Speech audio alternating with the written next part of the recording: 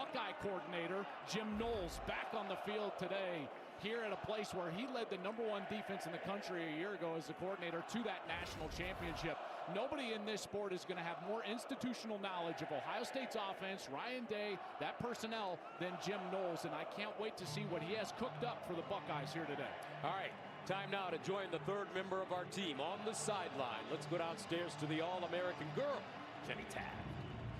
Ethan Grunkemeyer is an Ohio kid. He grew up 20 minutes from the shoe, dreaming of playing here. Today, he's just doing it for the visiting team. Now, his love for the Buckeyes started at a young age. Both of his parents played college basketball. His mom, Megan, actually played basketball for the Buckeyes. And Ethan told me as an Ohio kid, he thought everyone grew up to play football for Ohio State. But the perfect fit for Grunkemeyer was Penn State. Why? Because of family. That's the feeling he got day one, and that feeling continues. It has been a whirlwind for Ethan after he took over for the injured Drew Aller after he suffered a season-ending injury. But it has been Drew that's been helping Ethan every step of the way. I had a chance to catch up with Drew before the game, and he shared this advice for Ethan. Embrace the opportunity and don't try to be Superman. So, Gus, how about that? Two quarterbacks from the state of Ohio who would love nothing more than to upset the Buckeyes today. All right, Jen. A great opportunity. And the weather here in Columbus. It's like a summer day, folks, in the Midwest. Joel Klatt's got heat warmers in his hands. I can't believe it. It's 50 degrees. Hey, man, you know I'm soft. All right, this is a series that dates back to 1912. A meeting at legendary Ohio Field here in Columbus. Ohio State leads it 25-14, and the Buckeyes have won 8 straight. Last time they met last season at State College, Ohio State won it 20-13. Buckeyes won the toss, deferred. Penn State will receive. Jaden Fielding will kick it away. Nick Singleton is back deep. Buckeyes, Nittany Lions, let's go from Columbus. And that will bring out Ethan Grunkemeyer from Lewis Center, Ohio, 21 minutes away from where we stand today. What a great opportunity for this kid. And that's the way that he has to view it. You know, his opening 2 starts for Penn State at Iowa, top 10 defense on the road in Kinnick Stadium, and now here against the #1 defense in the country against Ohio State in the shoe. He needs to embrace it and go out there and do just as Drew Aller, the former starter, said. Don't try to be Superman. Just utilize the pieces around you.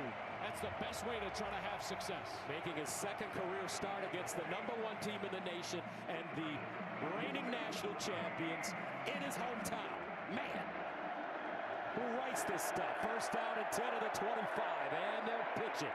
Allen, and a big hole. Katron Allen, and he'll get to midfield. That's the way you want to start if you're Penn State. A gain of 25. Offensively, let's take a look at the Nittany Lions. Well, this offensive line is going to have to be great. And Uwanya, their normal left guard, is back after not playing against Iowa. That is a big deal for them. They feel like they're going to be able to run the football. That opening play is a great omen for them. And then those backs, Nick Singleton, Katron Allen, they're going to have to feature them all day long. Be physical, run right at this athletic defense. First down and 10 of the 49. Empty backfield. Grunkemeyer, quick toss. Out wide, caught. That's Ross, and he'll get it upfield, gain 5 yards. And let's take a look now at the Ohio State defense. This is a rebuilt defensive line from a year ago. Caden Curry has been so productive up front. Linebackers, these are the best 2 in the country. Sonny Styles and Arvell Reese. Reese is playing at an All-American Buckus caliber level. And then there's Caleb Downs. Caleb Downs, probably the smartest defender in college football. The Swiss Army knife of defense. He plays all over the place, and his ability to stop the run is going to play a huge piece in today's game. On second down and 4. And Penn State running it. Arvell Reese stops Katron Allen, tackles him for a loss of 2. Quality play there up front. Arvell Reese constantly around the football. And then in these situations, Gus, 3rd and obvious, 3rd and 6, an obvious passing situation, although past the 50, you wonder how aggressive interim head coach Terry Smith will be. Will they go for it on 4th down? If they get it to 4th and 2 or 4th and 3, we'll find out if this play call is a run. 3rd down and 6 at the 45. Twins on both sides of the field. And they'll run it. Looking for that first down. Katron Allen will not get it. He gains 3 on 3rd down and 6. So now a decision for Terry Smith as Kenyatta Jackson drops him. It looks like he'll send the punting unit on the field. They go with the analytics chart, and that chart is going to say something, Gus, like, hey, 4th and 2 is a go, 4th and 3 is a punt. They don't get it inside of that 4th and 2, and the punt team is on the field. So Gabriel Wosu, the largest punter in college football, first year as the starting punter, sends it away. Ennis with the fair catch, 31 yards. So that brings on Julian Sayin. Last time out, folks, he threw for almost 400 yards. Yeah, they opened it up early in that game against Wisconsin, and now after the bye week, Sayin is a guy that I think can just continue to get better throwing the football. 80% completion percentage, that leads college football. I'm telling you, Gus, here's what I love about his game. His movement in the pocket. Watch his subtle movements all day long, getting him in position to throw the football, and he does so with great accuracy. Sayin against Wisconsin, 36 of 42, 393 at 4 tugs. First down and 10 at the 11. Sayin, play action on first down, guns it over the middle, and he's got Carnell Tate. Tate gets up to the 30-yard line, first down, gain of 19. Offensively, the Buckeyes. On this offensive line, everyone's been saying they got to run the football better. We see if they can do that today. And on the outside, these are the 2 best receivers in the sport, Carnell Tate and Jeremiah Smith. First down at the 31. Bo Jackson in the backfield. They give it to him, and he gets tackled immediately. Keon Wiley, a loss of 4 defensively for Penn State. Well, this defense, again, led by Jim Knowles, the defensive coordinator, is going to have a really good idea of what Ohio State is trying to do all day long. What I think they have to do is get Denai Dennis Sutton going in the pass rush, number 33. He's their key. He's their best defender. And if he can get to Julian Sayin today, Penn State's going to have a great chance. Second down and 14 at the 27-yard line.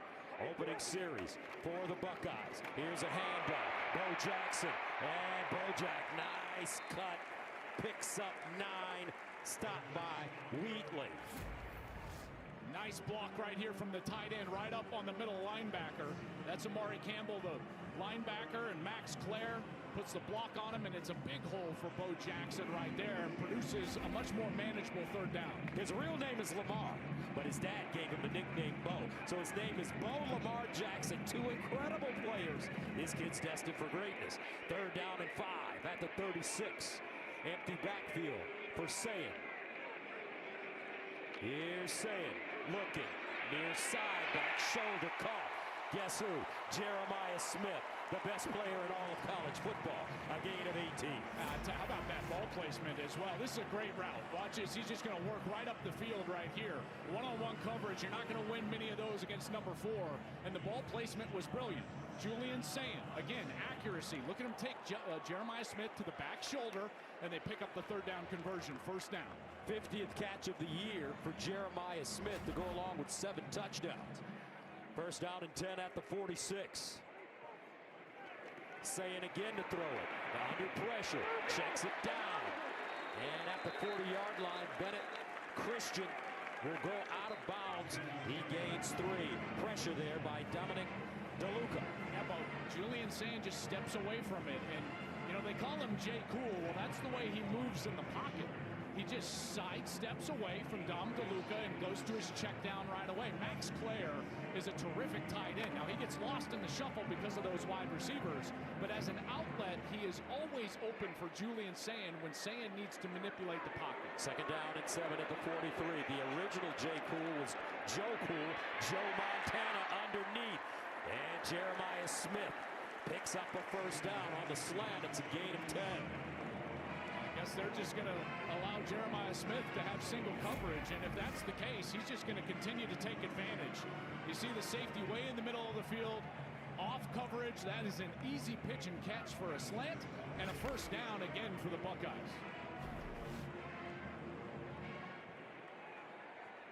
No nobody has been better since he came to Columbus. This guy has been a one-man wrecking ball. First down and 10 at the 33. Here's a handoff. Jackson. And Bo Jackson barreling forward. He gets 8. Ohio State having no problems moving the ball. Listen, this is a fan base that is very particular, and they want their team to be perfect in every area. And if there's been one concern or question about Ohio State, it's been the run game. But so far today, Gus, they've run it pretty well. Sayin off to a good start, 4 for 4, no surprise. 2nd and 2 at the 25. Out of the eye, Donaldson in there. Second man through, they give it to him. He picks up the first. C.J. Donaldson, the West Virginia transfer from Florida, gains 4. And he's a bit of a bigger back, 6'2", 232 pounds, transferred in from West Virginia. He had run for a ton of yards at West Virginia. He played 27 games for the Mountaineers, ran for almost 1,700 yards. So an experienced player, and in those short yardage situations, he's done a nice job here this year for the Buckeyes. 9th play of the drive that started at the 11-yard line for Ohio State. 1st and 10 of the 21. They fake the pitch. Sayin drops it off. Near side, caught. Max Clare, the Purdue transfer, who's having a terrific season for Sayin. Safety valve, that's his 21st catch of the year, gain of 6. You know, when Max Clare came here, you know, he was such a good player at Purdue. And he comes in here, you know, you think about what he did at Purdue, 73 catches, 881 yards. And again, he's at best, Gus, the third option here. And so he can get lost with the defense, and that's where you see on those little slip routes and checkdowns, he's always open. 2nd down and 4 at the 15. James Peoples in the backfield now for Ohio State. And they give it to C.J. Donaldson. Not a lot. Well defended. Kimichu coming up and making the tackle. You know, this is one thing that Ohio State has struggled with. There's been way too many missed blocks up front. They had 10 what I would call whiffs, Gus, just swing and miss up front against Wisconsin. And right there, a swing and a miss. And Ryan Day is stuck with a 3rd down. Ryan Day, elite. Everybody in college football that has a head coaching opening, they're looking for the next Ryan Day. 3rd and 3 at the 14. Sayin underneath, caught. Jeremiah Smith, touchdown, Buckeyes.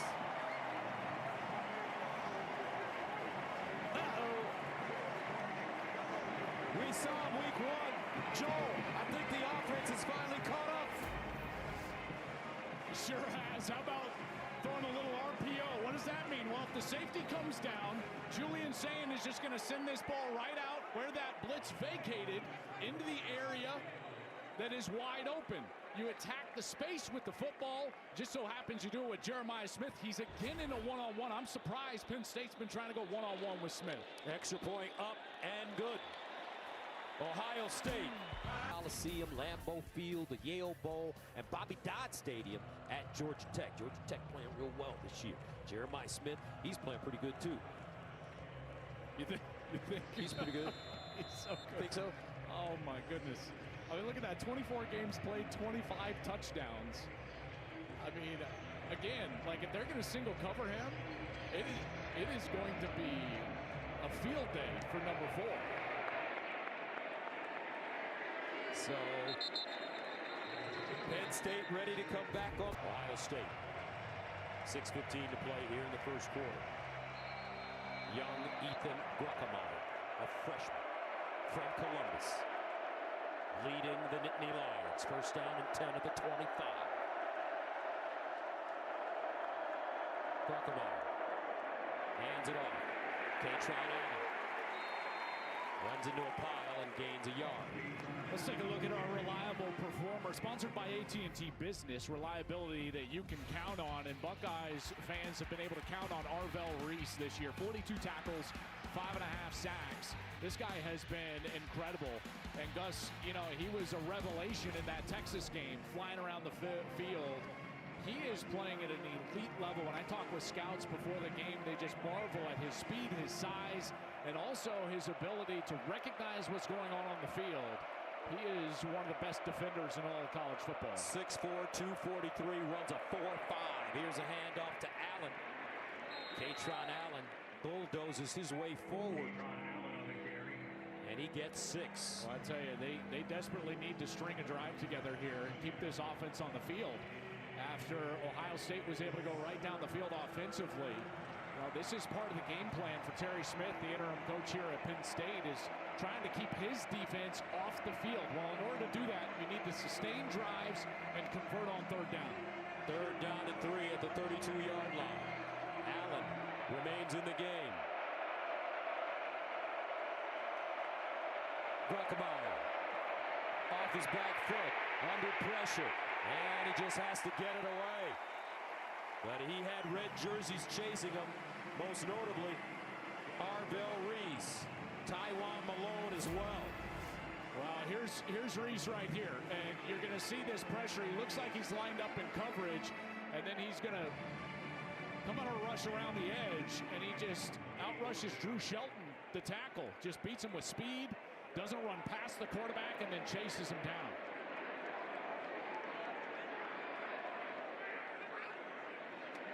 So Penn State punting it away. Brandon Ennis is the deep man. And he fields it. Including last year, which was capped off with one of the Buckeyes' signature goal line stands. First down and 10 to the 25 for Ryan Day's offense.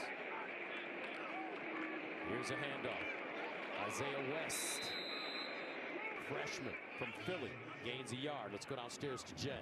And after that last touchdown from Jeremiah Smith, I noticed Penn State co-defensive coordinator and safeties coach Anthony Poindexter pulling the group together with some animated words. You gotta double him, you gotta double him, do whatever it takes against him. Jenny, I couldn't agree more. I was shocked on the first series with everything that Jim Knowles knows about Jeremiah Smith and this offense. You know, listen, when he's single covered, he's getting the football. That's exactly what Ohio State wants to see. Here's Sayin under pressure, lets it go, incomplete. And a flag on the play. Zane Durant with pressure on Sayin. Brandon Ennis, the target. Zion Tracy in coverage. You know what's shocking? This is about to be the very first pass interference call against a defense playing against Ohio State. With all these great wide receivers, you would think there would be more. There's also a flag in the backfield. They're offsetting fouls in the play. Personal foul, roughing the passer, defense. These are not offsetting. He's going to get that correct. Holding defense. The defensive holding penalty has been declined. The roughing the passer has been accepted. Automatic first down. There you go. So Greg Blum there, not offsetting. So you had roughing the passer in the backfield, that hit on Julian Sayin. Then there was the hold on Brandon Ennis. That was Zane Durant who hit Julian Sayin. Man, he clobbered him too. Wow. They wanted to try to get to him, get some contact on the quarterback, affect his movement in the pocket. That one just a little bit late. And now it's afforded Ohio State to get the ball up past the 40-yard line. First down and 10 at the 41. Isaiah West remains in the game at running back. Sayin over the middle and caught. Ennis. Brandon Ennis. Just a sensational talent, Ennis, but he's behind Jeremiah Smith and Carnell Tate. He'll gain 29. But I want you to see now the focus on Smith. Look at the safety, eyes all over Jeremiah Smith. What does that leave? The opposite seam wide open. And what does Tom Brady tell us in the commercial? When the safety goes away, rip the seam. It's not that hard. It's not that hard, he said. These copy mugs free? Yes, they are for you. First down and 10 at the 30. Sayin again, under pressure, lets it go and throws it out of bounds. Penn State bringing some heat. First incompletion of the day for Julian Sayin. Campbell, Dennis Sutton with pressure. Missed assignment up front. And again, this would just be one 42 is in the area. Correction, number 17 was in the area. No foul. So they're saying Julian Sayin wasn't quite out of the tackle box. So therefore, in order to throw it away, he needed a receiver in the area. Carnell Tate was in the area over there on the right side. Therefore, it was not intentional grounding. Makes it 2nd down and 10 at the 30. Empty backfield. Now they shift. West running left with a hole. And a 1st down. They're looking for an additional spark in the backfield. You get that feeling. Yeah, and it's a couple of young guys with Bo Jackson and Isaiah West, both true freshmen. And they're trying to bring them along right now. It's in particular with an offensive line that's also trying to find their way. Nice job up front there, locking up. And look at Carnell Tate. This is what I love about watching Ohio State, because it's not just those big uglies up front that get after it in the run game. These wide receivers block about as well as anybody in the sport. That's a credit to their coach, Brian Hartline. 1st down and 10 to the 19. West again, trying to squeeze through the hole. He'll stumble forward, pick up a yard and a half maybe. And Durant defensively for the Nittany Lions. You know, it's hard. It's so difficult to be elite at both running the football and throwing the football. Ohio State is elite throwing the football. Jim Knowles here, defensive coordinator for Penn State. Again, you know, he knows this offense inside and out. He was here with Ryan Day for the last 3 years as coordinator, but the institutional knowledge also goes the other way. You know, Ryan Day knows exactly what Jim Knowles is going to be trying to do. Sayin swings it out wide to Ennis. He breaks the tackle, stays on his feet. Yards after the catch. And he'll get 7. Ball out right away. Right in front of Ennis, allows him to turn up the field. Good strong run from Brandon Ennis, a captain here for Ohio State. Again, largely forgot about with Tate and Smith as the other wide receivers, but Ennis is a great worker. He's a great leader and a heck of a receiver in his own right. Came into this game with 14 catches for 113 yards and a touchdown. 3rd down and 2 at the 11. Sayin. Straight ahead, Donaldson, 1st down, Bucks.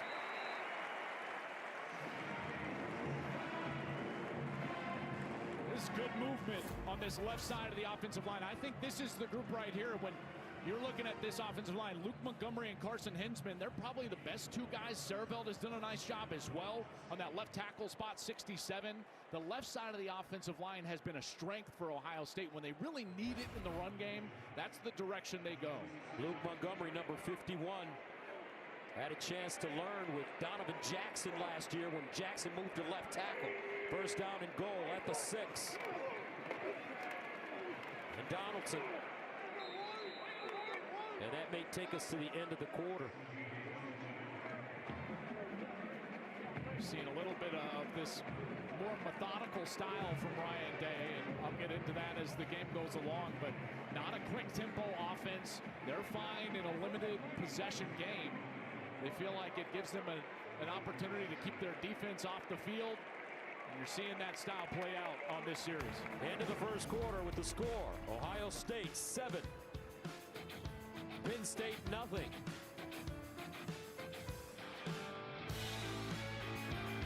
Ball for 11 minutes. Lead it 7-0. Gus Johnson, Joel Klatt, Jenny Taft, Mike Pereira. Look, that's legendary running back Maurice Claret with Quinshon Judkins, who was a national champion last year running back with these Buckeyes, off to a great start in his career with the Cleveland Browns. 2nd and goal at the 7. Sayin looking, Sayin underneath, caught inside the 5 by Carnell Tate. A gain of 3. Campbell with the tackle. Penn State desperately needs a stop here. A 2-possession game with a backup quarterback and Ethan Grunkemeyer is just not a position that they're going to feel comfortable in. And really anybody is going to feel comfortable in this building against this defense. This is a must stop for Penn State right here. 3rd down and goal at the 4. Jeremiah Smith, the receiver, at the bottom of your screen. Sayin looks that way. in trouble. Just flings it in, knocked down by DeLuca. Well done by the Penn State defense, and that'll force a field goal attempt for Ohio State. Dennis Sutton with pressure. I'll tell you, this is a great rush right in the middle of this offensive line right here. Watch this spin move. That's a brilliant spin move by just a true freshman. That's Chaz Coleman with the pressure right in Sayin's face. And because it was so quick, he didn't have time to slide away. Sutton is there as well, Gus, like you said. And he's got to get rid of the football. And Penn State gets exactly what they desperately needed, which is the field goal unit on the field for Ohio State. Chaz Coleman from Warren, Ohio. Fielding comes in from 22 yards. And it's good. Time of possession. Meanwhile, Julian Sayin has come out and continued to be efficient as he has all year. 9 of 11, 110 and a touchdown. How about Jeremiah Smith? That first series alone, Gus, 3 catches, almost 50 yards and a touch. So Nick Singleton ready to receive the kick. Fielding will let it fly. And a line drive into the end zone for a touchback. Now, Ohio State's defense has welcomed its opponents to a house of horrors this season, allowing only 41 points through 7 games, the fewest by any team since 1993. They're the only team to not allow a touchdown in the first half, and oh, you're in the red zone? Well, good luck scoring. It's a beauty to watch, I gotta tell you, because Matt Patricia, the defensive coordinator, has brought an NFL style of defense. This is not a college defense. This is the New England Patriots defense that they run schematically. First down and 10 of the 25, near side throw, Ross, and he's dropped immediately by Caleb Downs. Let's check in with JT. Well, there's a little bit of Halloween spirit that's been happening with the Buckeyes. And, you know, you think this guy, Kenyatta Jackson, a bit scary on the edge. How about him dressed up for Halloween? The famous Mike Myers from Halloween. Now, he would not take the mask off. I finally convinced him, like, please show me who you are. He said, I've been walking around scaring people. I got Coach Johnson. I got Coach Mick. Fortunately, Jeremiah Smith didn't fall for it, but he drove himself to buy that costume, and he was loving it yesterday. Trust me, the real Michael Myers was not 6'6", 265, walking around with a butcher's knife. Come on, Datron Allen. So wait, so he drives to the, I would assume the costume store, and he's like, yeah, do you have the Mike Myers in 6'6"? Right. They're like, wait, no one's ever asked for that. So that makes it 3rd down for Penn State. They need 9 yards.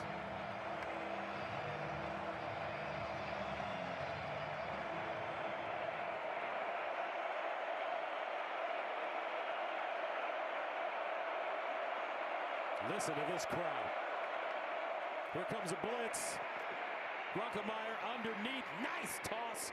Devontae Ross ran a great route, and it's a first down for the Nittany Lions. Yeah, beautiful concept here on the right side for Penn State, trying to get Devontae Ross open. So what they do is they clear out in front of Ross and then allow him to come behind those vacated routes. Some contact there, but in the route structure, that's not going to be called, and it's a good ball from Ethan Grunkemeyer. That's a big first down. We have not seen Penn State throw the ball very efficiently this year. And these wide receivers were brought in, all 3 of them as transfers. Devontae Ross comes in from Troy, Trevor Pena from Syracuse, and they need more out of these guys. Grunkemeyer with time. That one thrown slightly behind Kyron Hudson, and he was open. And Hudson came in from USC, and you're right, he was open there. And Grunkemeyer just needs to calm down here and allow his feet to take him to the throw. He rushed that ball, and it's behind Hudson. Leads to a 2nd down. What's going through his mind right now? Everything. I'm telling you, Gus, this is so difficult because just the recognition of what's going on defense is a lot to handle. Plus, he's trying to orchestrate this offense as just a 2nd-time starter. 2nd down and 10, in trouble, drops it off. Singleton, nice catch in space, and that's where they want to get Nick Singleton. As he gets to midfield, Kenyatta Jackson with pressure. Grunkemeyer, nice job getting rid of that ball. Yeah, and I really love this call from offensive coordinator Andy Kotelnicki. Allow that aggressive rush to come up the field and then get Singleton the ball out in space.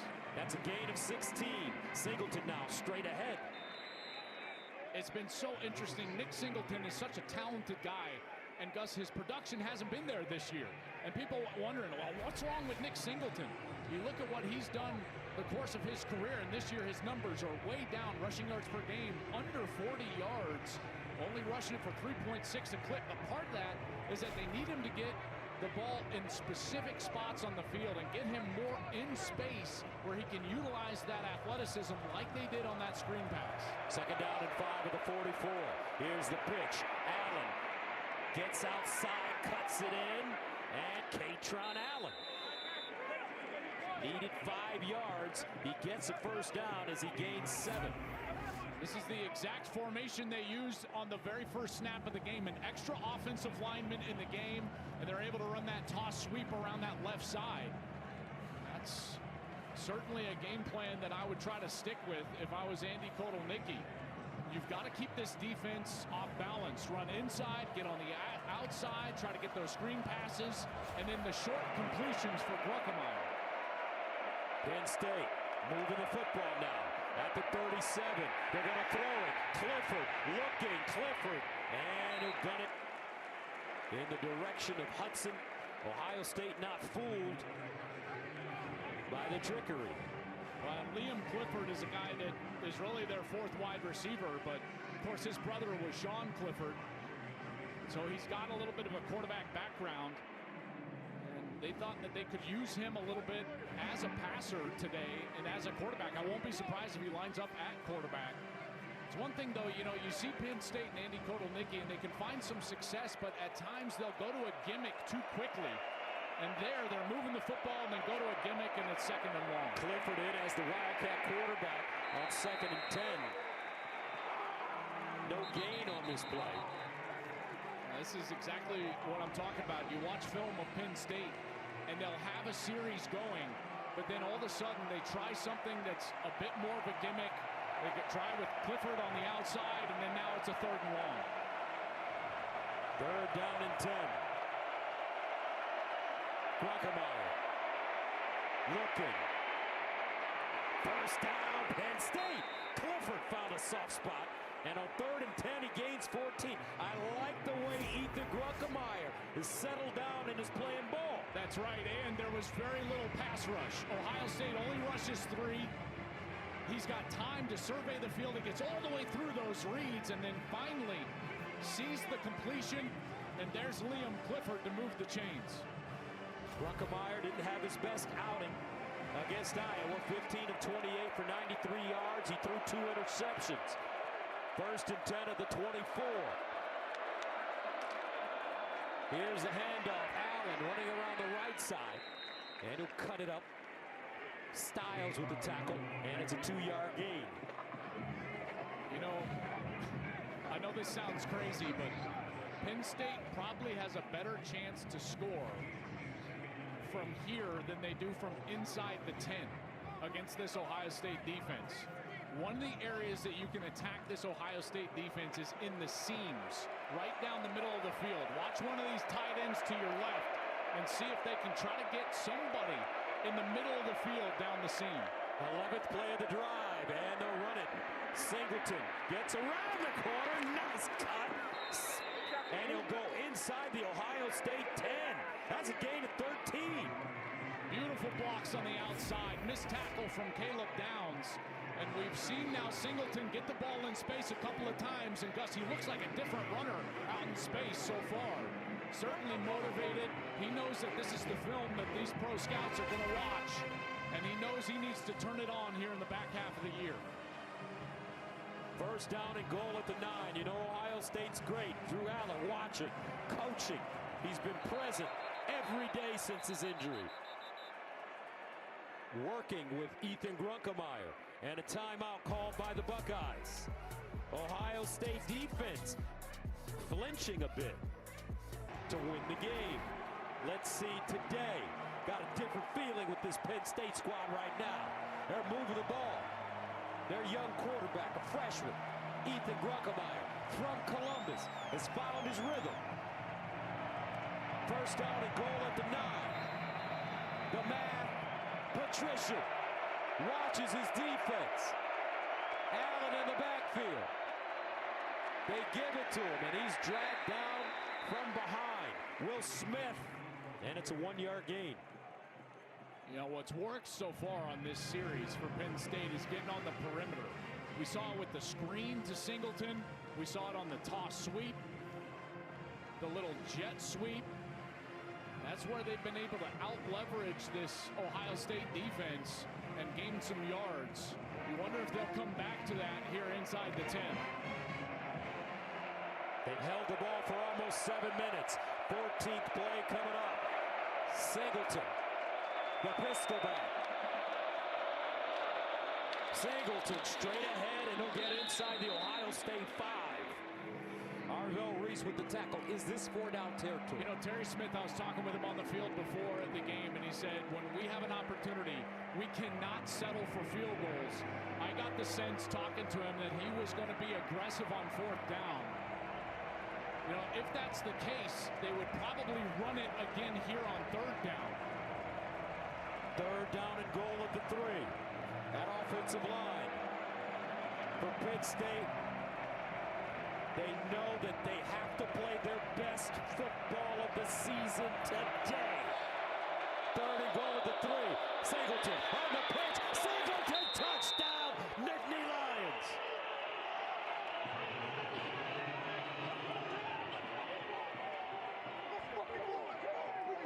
Gus, they've come back to that play now 3 times.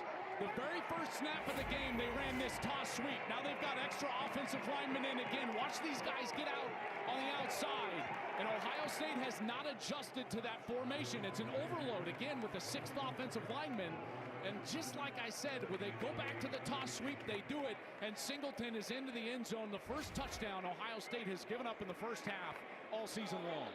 Nick Singleton with his 7th rushing touchdown of the year. Barker in for the extra point, and it's good. So how about this, folks?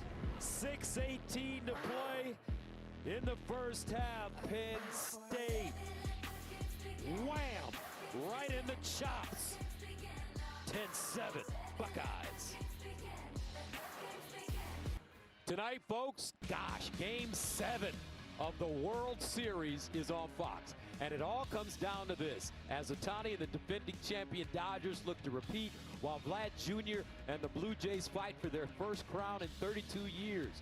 Coverage begins tonight at 7 Eastern, 4 p.m. Pacific on Fox. I remember watching that Joe Carter home run for Toronto 32 years ago. Sean McDonough, my good friend and colleague, making the call.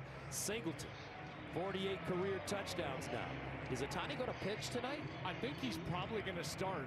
Who knows how long he'll go on only 3 days rest. You kind of have to start him, though. U.S. Vets campaign. To donate and learn how you can help end veteran homelessness, visit go.fox/US Vets. First down and 10 of the 25 of the Buckeyes. Play fake. Sayin with time. Dancing around.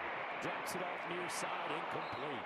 Brandon Ennis, the intended receiver, but I tell you what, Jim Knowles' defense is putting some pressure on Julian Sayin. They're starting to win up front, this defensive line is. And they've got help over the top on Smith. They were trying to get a play action down the field, and that one just way behind Ennis. A rare, inaccurate throw from Julian Sayin. Sayin, 9 of 12, 110 yards and a touchdown. To Jeremiah Smith, 2nd down and 10 of the 25. Tate, the receiver at the top of your screen. Ennis is in the slot up there. Smith at the bottom of your screen. They'll run it. Jackson. And he's tripped up by King Mack. The junior Alabama transfer, gain of 5. You know, this is one of the things, you know, you get this run right through here, and it's blocked perfectly well. And this is what they need from development out of their young backs, is the ability to make a secondary player miss. Only one guy available. If he makes a miss, he's off to the races. Great opportunity for Penn State to get off the field right now. 3rd down and 5 at the 30. They've been getting good pressure on Julian Sayin. Sayin, empty backfield. Sayin in trouble. Sayin breaks a tackle, gets upfield, shows his legs, first down, Ohio State. A gain of 9. Dennis Sutton had him. Sutton's going to come from this right side, and he just wins. I mean, great rush, but Sayin, just a subtle move, steps away from 2 Nittany Lions, tucks the ball away, and runs for a first. First down. Underneath, it's caught. This time, Jeremiah Smith, and he'll pick up another first down. Now, that has been the story for Penn State this year, is that they're in position to make a big play defensively, and they just can't get a stop. It happened time and time again against Oregon on 4th downs, again against UCLA with Nico Iamaleava scrambling around. It's one of the things that has really hurt this defense is the opposing quarterback scrambling for first downs, and that's exactly what happened with Sayin on that last third. First down and 10 to the 48-yard line.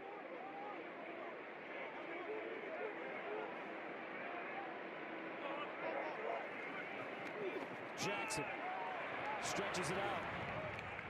And he's ridden down to the 45 by Alonzo Ford Jr. They give him 3. This part of the field, and Jim Knowles knows this, the defensive coordinator. Everybody knows this. Every coordinator says, hey, when this Ohio State team gets between the 40-yard lines, they love to take shots. And that's when they try to dial it up, get their wide receivers loose. Jim Knowles certainly is going to be aware of that. And right here, he's got safeties back. You wonder if they're going to double team Smith. Second down and 7 at the 45. Sayin steps into his throw. Tate! Touchdown! Tatum! 45 yards!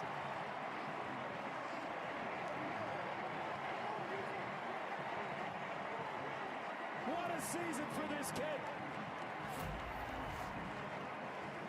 What a route. Watch, he's going to work up on the safety, and Zion Tracy just gets stuck inside. Tate takes off, ball just a hair underthrown, but I tell you, the contested catch this year always goes Tate's way. He has been remarkable on down-the-field passes, and again, comes down with it for a touchdown. 7th receiving touchdown of the year for Carnell Tate. Extra point is good. 17-7.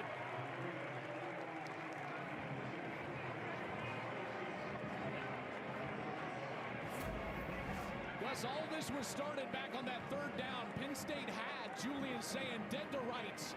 Can't get him down. He scrambles for a first down. Ohio State gets a little bit of rhythm. And then sure enough, like I said, between the 40s, they're going to take a shot down the field. They do it with Carnell Tate. Again, he's been remarkable down the field. This guy is a star. He is a first-round talent, there's no doubt. What an amazing feature Tom Rinaldi did on his story with his mom. Ashley, who's watching from heaven. He always, when he scores a touchdown, blows a kiss up to the sky to Mommy, who's watching. I mean, what a story, and I tell you, what a career he's putting together here. And Smith and Tate now 15 touchdowns combined. The only 2 wide receivers that have more this year are Surratt and Cooper at Indiana, and they've been remarkable on offense there with the Hoosiers. But I tell you what, man, Tate down the field has been such a threat this year. 3:41 to go here in the 2nd quarter. And Penn State will run it. Corey Smith, and he gets stuck on special teams. Nice coverage. This time it's Peyton Pierce. Tomorrow on Fox, Justin Jefferson leads the Vikings in an AFC and an NFC North showdown against Jared Goff and the Lions, or the Jags take on the Raiders, or other regional action. Check the local listings for the game in your area tomorrow on Fox. How your Lions doing? We're doing great. There we go. Bounced back last week after the loss against Kansas City. Minnesota's going to have problems. First down and 10 at the 25. And a handoff to Katron Allen. Nice cut. Lowers his shoulder and gets 7, maybe 8 yards on the play. Matthews with the tackle. And they give him actually 9. Penn State with all 3 timeouts. 2nd and 1. Grunkemeyer. That one thrown a little short. Intended for Penn. Timing just off there. Grunkemeyer was ready to throw. He did not have Penn out of his break yet. It's one of the things that pops up on film watching Penn State is the quarterback and wide receivers are disconnected in their timing. There's a nice concept. The route is there. They need to shore up that timing. 3rd down and 1 at the 34. Allen looking for that 1st down, and he'll get it.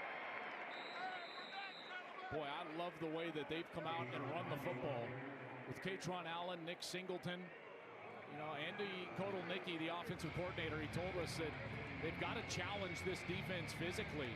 And they've been able to do that so far. That last possession that they had, 15 plays, 75 yards, almost 8 minutes time of possession. And they did it running inside and outside. They're going to try that again here on this series. They're going to get to those toss sweeps, try to get the ball on the edge, in particular if they're trying to get the ball to Singleton. 1st down and 10 at the 37. Allen. And he'll get back to the line of scrimmage. No gain on the play. Caden McDonald, man in the middle. 6'3", 326 with the stop. Approaching the 2-minute timeout. Grunkemeyer. On the move. Incomplete. Looking for Tinkins as tight end. That makes it 3rd down and 10.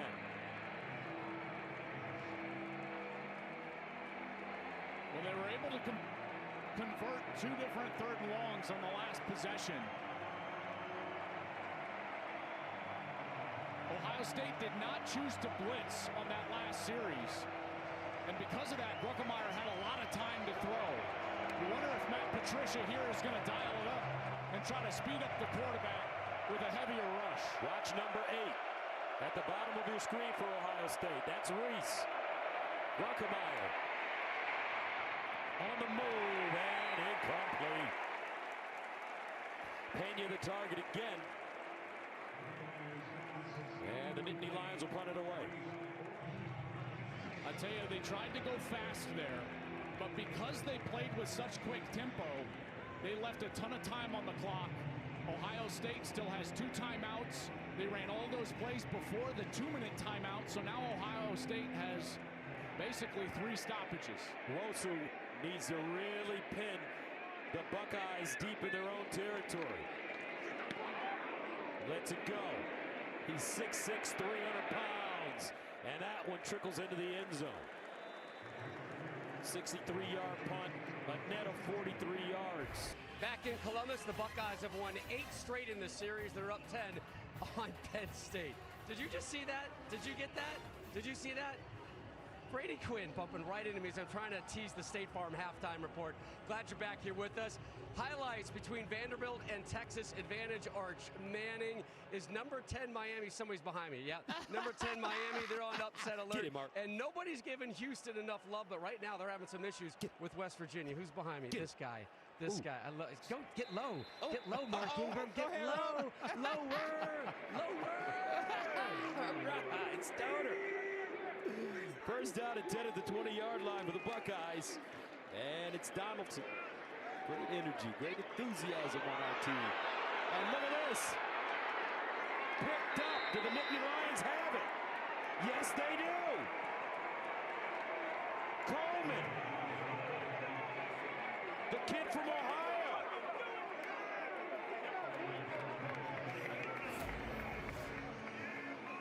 As Donaldson is fighting for extra yardage. Watch, he's just going to be stripped right there. That was Amari Campbell, the middle linebacker, who was wrestling with him. That ball came out. And then there's Chaz Coleman for the recovery.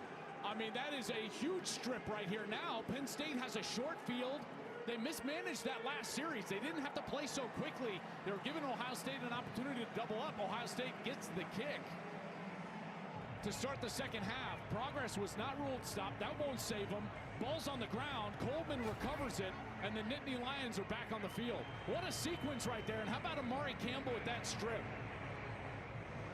So they're reviewing it right now. he wasn't down, and I don't believe that they had ruled progress being stopped.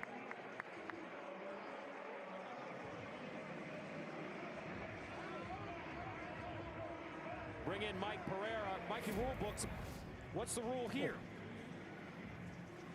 Yeah, you know, we first looked at it, Gus, and we were thinking, no, it looks like it might be progress, but apparently they did not rule progress. So it's not that part of progress isn't reviewable.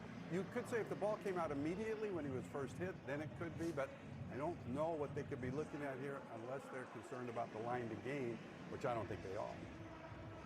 No, and he clearly wasn't down, no body part down, and that ball was coming out earlier than I think we even anticipated. After review, the ruling of a fumble recovered by the defense is upheld. First down. So it's Penn State football. That is a huge sequence. I mean, a massive sequence here. And now Penn State has to take advantage. First turnover of the game. They've got to get back to the perimeter.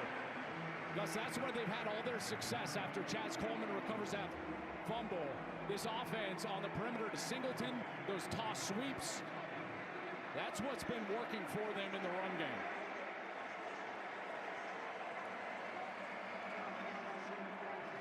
A frustrated Ryan Day. First down and 10 at the 13-yard line for the Nittany Lions with 3 timeouts left. K-Tron Allen, the pistol back, behind Ethan Grunkemeyer. Grunkemeyer gives it to Allen, and Allen hit as he gets to the line of scrimmage by Caleb Downs. No gain. Downs just followed that motion in and came screaming through off the offense's left. Downs, the IQ of the Ohio State defense. 2nd and 10 at the 13.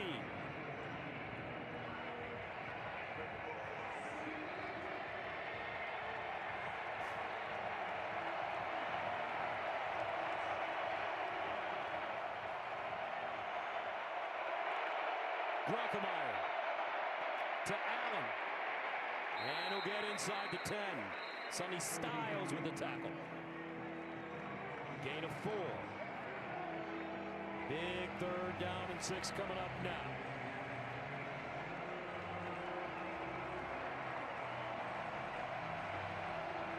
Got to get the ball on the edge.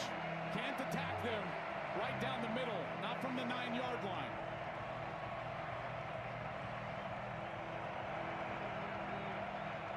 Trips at the bottom of your screen. 3rd and 6 at the 9.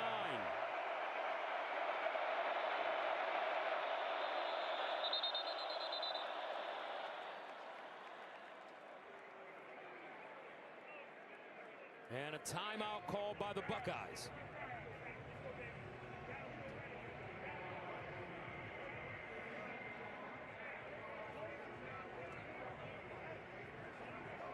Well, what a wild turn of events here, right here at the end of the half. Penn State. And if you're a Penn State fan, you know what you say?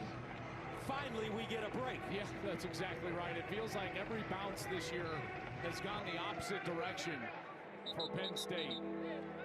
Now they get one to go their direction, but they've got to convert here. You know, settling for a field goal is going to feel like a win for this Ohio State defense. Most creative play call right here. You got to get somebody open. A pick play out on the outside. And Grunkemeyer has got to slow down in the pocket. He's been rushed. If he slows down and takes his time, he can be more accurate. 3rd down and 6 at the 9. Grunkemeyer sprints out. Shovel pass! K-Tron Allen down at the 1-yard line. Great call by Andy Kotelnicki.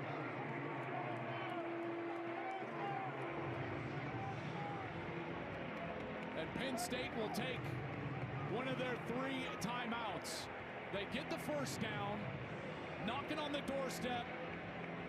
You called it, partner. Beautiful play call. You're going to get K-Tron Allen right here, and he's just going to slip in here for the shovel pass as Grunkemeyer is going to extend the defense.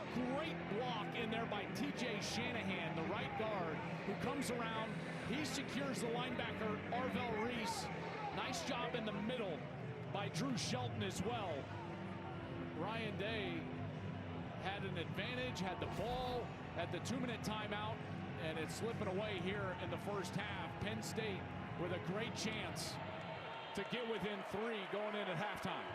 Terry Smith, their interim head coach, said, we don't have anything to lose. We are going to give them everything we've got. We know we're better than what our record indicates right now. He settled the team after the dismissal of Coach Franklin, who they all love. Still, first and goal at the 1. Allen, touchdown, Nittany Lions.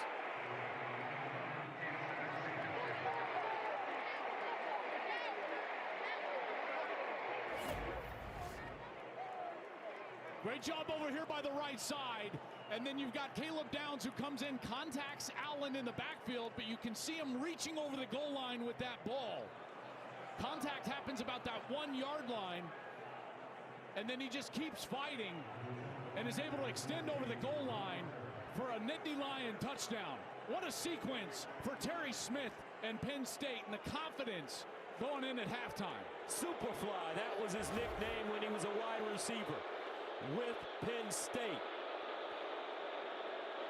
Ryan Barker in to attempt the extra point.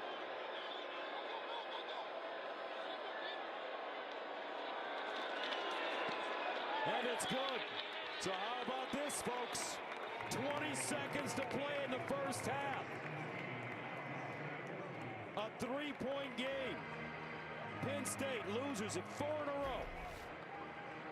Playing their hearts out.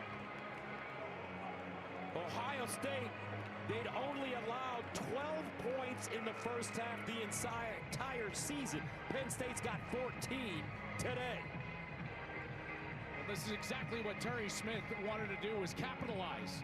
A couple of times they've gotten the ball down there against this very stout defense, and they've been able to punch it into the end zone.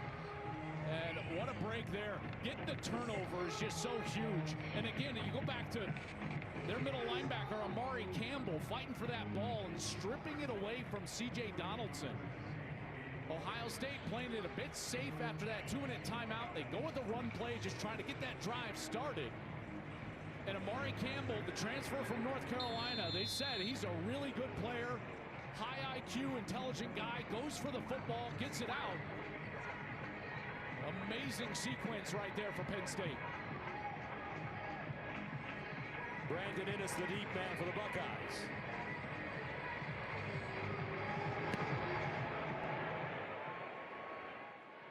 And he lets this one bounce into the end zone. 20 seconds to go. Julian Sayin and the Bucks back on the field. The last time Penn State beat a #1 ranked team came 35 years ago in 1990 against Notre Dame. The Fighting Irish were led by Ricky Waters and Rocket Ismail, but Terry Smith and Al Golden both caught touchdown passes, leading the Nittany Lions to the upset victory. And couldn't you just feel the love for Ohio State from Terry Smith? Or excuse me, for Penn State, for Terry Smith. Oh man, he loves his school. Man, he's a Penn State guy. He said every opportunity in his career, whether it was a player or coaching, has come because of his ties to Penn State. He wants this job. He's coaching for this job. Pat Kraft, the athletic director, he has said absolutely Terry Smith is a candidate for this job. And what a performance here in the first half from this team. We got a ball game in Columbus, folks. The reigning national champions are in a fight with Penn State, and downstairs Argini is with Coach Smith. Coach, you told us your guys would play with nothing to lose. What a way to end the half. What do you make of this first half from your group? Yeah, we're just going to continue to fight. That was a big-time forced fumble recovery. The offense has done a great job. 2 out of the last 3 possessions, we've punched in touchdowns. We got to carry this momentum into the half and just keep fighting. And obviously, it's on display for you. I know how much it means to you, Penn State. You bleed Penn State. Yeah, I'm Penn State through and through. I just love the game of football. It's given me so much. I love opportunities like this. The game is 17-14 going into half against the #1 team in the country. We got a shot. Thank you, Coach. Thanks. Adversity. That's exactly what they've been able to do, and now it's incumbent on this defense, led by Jim Knowles, the coordinator, just to go out there and try to get a stop early in this third quarter, get that ball back to an offense that really found a rhythm in the second quarter. So here we go, start of the second half as Ohio State comes on the field on offense. Let's go downstairs to Jen. Well, I just caught up with Coach Day as he came back out here. And Gus, I got to say, he was ready to get back out here. He was pretty short and sweet. I did ask how he addressed the turnover before the half. And he said, look, you turn the ball over like that, of course they're going to capitalize. We're disappointed. We have to be better. Now, with that offense, just 53 yards rushing, I said, how do you get them going? He said, we had 3 drives. We scored 17 points. But to win this game, we're going to need more. And we haven't had the balance I'd like to see on offense and defense. He'd like to see this group start hard in the second half. All right, Jen, first down and 10 of the 25 for the Buckeyes. Play fake, Sayin rolls out of the pocket. Sideline throw, first down. Will Kaczmarek with the catch this time. Second string tight end, gains 14. And there's that controlled passing game we saw in the first possession. You know, Penn State did get a good pass rush going in that second quarter, and they made life a little bit uncomfortable for Julian Sayin. Now, he stepped away on that 1 3rd down, but getting him outside of the pocket, it's a nice adjustment for this Ohio State offense here early in the second half. From the 39 now, first down. Ohio State. Sayin steps into his throw. Tate got it! Inside the Penn State 5. Tate again. 57 yards. This kid's magic. He has great speed down the field, and that was a beautiful throw from Julian Sayin. Almost looked like it was to the tight end, and then Tate came screaming over the top. Really good protection by that offensive line, and you see the speed from Tate down the field. Just an inability of that secondary to keep up with number 17. First down and goal at the 4 now. Tate in motion. Jackson. And Bo Jackson gets inside the 1. Carnell Tate, folks, 4 catches, 126 yards and a touchdown. He has been lethal on down the field targets. 20+ air yard catches, meaning the ball thrown down the field. 10 targets, 9 catches, 383 yards, and 5 touchdowns. We've seen a couple already here today. He's just an elite threat. And remember, all that attention being paid to Jeremiah Smith on the opposite side of the field. That opens up those downfield routes for Tate. Second down and goal at the 2. Jackson. And he won't get in. Bo Jackson downed at the 1. Amari Campbell with the tackle makes 3rd down and goal. And this is one of those attitude possessions, you know, for Ryan Day. He knows that they've got to run the football better. He tries to give that offensive line a couple of cracks at it with those first 2 snaps. And in particular, that right side of that offensive line has struggled at times this year. We'll see if they go back to the run game and try to establish that attitude. 3rd down and goal at the 1. Donaldson in. He's the power back. They give it to him. Leans. Touchdown, Buckeyes.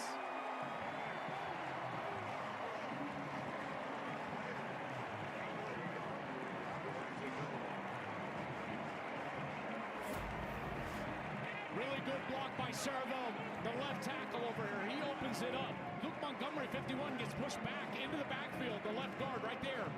But Donaldson's able to just elude that bit of pressure and find that block of Saraville, number 67.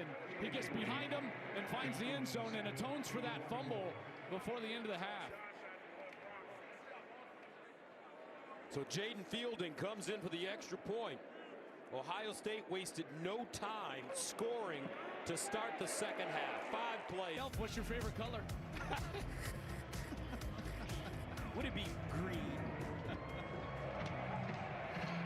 Buckeyes send it away. Corey Smith, the deep man. And he has to pick this one up off the bounce. Crosses the 10 and gets drilled. So that brings us to our Aflac trivia question. Get help with expenses health insurance doesn't cover with Aflac. Who was the last Big Ten team not named Michigan to win in Ohio Stadium? Oh, man. Whoa. That's tough. Who would that be? Well, Oregon beat them, but not when they were a Big Ten team. We did that game. Remember? And C.J. Yeah, I remember doing that game. That wouldn't qualify. Would it go all the way back to Michigan State? Remember the Connor Cook team that came in here and beat Ohio State? I think, was that Urban coaching that team? First down and 10 at the 13. Grunkemeyer, far side, caught by Dinkins and out of bounds. Was that the game Ezekiel Elliott didn't get the ball? Let's see. Who was the last Big Ten team not named Michigan to win in Ohio Stadium? Michigan State, 2015. It was that game. When Zeke didn't get the ball because Urban didn't give him the ball. And then he left and went to the pros. By the way, I saw Urban ringing that bell at the beginning. Yeah. We need to get him in the weight room. He looks like he was struggling. Shelley needed the help. Why are you all over Urban? I love that guy. That's my man. Second down and 1 at the 22.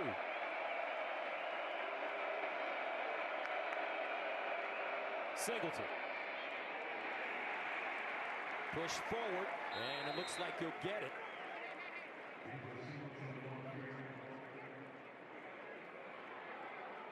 And he gets a first down. Well, this Penn State offense, you know, I thought Mark Ingram made a great point. It was the versatility in the run game that was allowing Penn State to have success, inside and outside. They also did a nice job of sprinkling in some plays and concepts where they had extra offensive linemen on the field in the first half. That was effective for them. Their most effective offense was getting the ball on the perimeter to those backs, Singleton and Allen on the toss sweeps.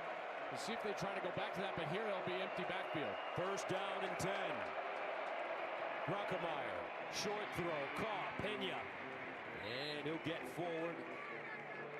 Pena, the Syracuse transfer, played with Kyle McCord at Syracuse last year. Man, they were so good throwing the football. McCord obviously leaving Ohio State, went to Syracuse, became the nation's leading passer. Penn State had to address the wide receiver position. That was such a huge point of focus in the offseason. They did so through the transfers. Look at this little shift here. Offensive line all on the right side. Second down and 4. Pena again. Look at the first down, and he has it. Some interesting formations for this Nittany Lions team under Coach Kotelnicki. Yeah, and Andy Kotelnicki, he told us that he just wants to make this defense think. And he said specifically, we have to win between the snaps and get them thinking rather than get their cleats in the ground and let them play fast. That's what they're best at. They're athletic, they can run. And he wants them thinking about all these shifts and motions and different personnel groups as often as he can. First down and 10 at the 33. Clifford in at quarterback. They hand it off. Not a lot. Maybe 3 yards on the play with Singleton. Second and 7. From the 36. Grunkemeyer. Wide throw. Caught. And it's Clifford who gets drilled by Sonny Styles out of bounds. He'll gain a yard. Everything going side to side now. Look how fast Styles is. He's right there as Lynn Clifford catches that ball. And now it's a third down opportunity for this defense to try to get off the field. Try to affect the passer. As Maurice Clarett urging this crowd to get back in the ball game. Third down and 6 at the 37.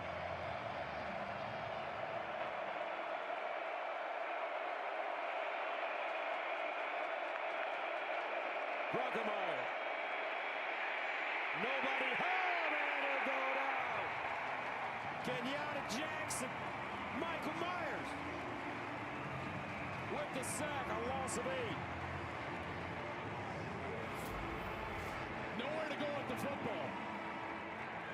Grunkemeyer has time initially, but you can see the coverage. Trying to find the tight end, nobody there. On the far side of the field, coverage doing a great job passing it off. Wide receivers not working open. Grunkemeier's trying to get out of the pocket, and there's Michael Myers for the sack. First sack of the game by either team. Ennis lets that one go out of bounds at the 15-yard line. The Ohio State defense steps it up, turns Penn State away. Coming up, the largest stadium in the U.S. behind Michigan Stadium and Beaver Stadium at Penn State. Best stand band in the land performing. First down and 10 at the 16 for the Buckeyes. Bo Jackson in the backfield. Sayin drops it out. Jeremiah Smith turns it up. They'll make that Brandon Ennis. Turns it up. And he will gain 6. You know, what's apparent is, like, you know, everyone wants Ohio State to improve running the football. But here's the thing. They have an out pitch, right? We're watching the World Series every night. We talk about, John Smoltz talks about out pitches. What are you going to go to? What's your best stuff? Their best stuff is throwing the football. I think they're an elite throwing team, maybe the best passing team in the country. So when they've needed it here in the second half, what have they done? They've opened it up. Julian Sayin throwing the football on the outside. Second down and 4 at the 22. Tate with 2 huge receptions today. Over 100 yards receiving. Now Sayin going deep for Smith. Down at the 20. 58 yards. Julian Sayin sharing the sugar. You know what this guy is, Gus? What? He's a regardless receiver. Regardless of the double coverage, give him a chance, throw him the football. Penn State's got 2 guys on him. They're trying to cover him with a third. You still throw him the football because he's that good. That was a beautiful throw from Sayin. But there are times every game where it doesn't matter what the coverage is. You've got to take a shot to Jeremiah Smith. First down and 10 at the 21-yard line. Sayin again. This time it's Tate. Ooh, beautiful. Open field tackle by Davion Collins, junior, Mississippi State transfer. Yeah, and he had some room there. If Collins doesn't get Tate down, he's got the corner, and he's certainly going to get the first down, maybe more. Watch him come flying in here from the secondary, and the edge is clear, and he just goes right after the legs. That is a beautiful open field tackle. Second down and 11 at the 22. Sayin started 7 for 7, then went 2 for 5, but 7 for 7 since. Sayin. Here's Ennis, and Ennis breaks a tackle, but he will not get back to the line of scrimmage. Jimachu with the stop, a loss of 1. Good pursuit on each of these last 2 snaps from Penn State, and then open field tackling, and it produces a 3rd long. And now Ohio State certainly in a passing situation. This is where Julian Sayin and his ability to manipulate the pocket becomes so huge. We've seen Penn State create some pressure in these situations. They're going to need to again. Third down and 12 at the 23. Julian Sayin over the middle, incomplete, and a flag. Max Clare was the target. A.J. Harris in coverage.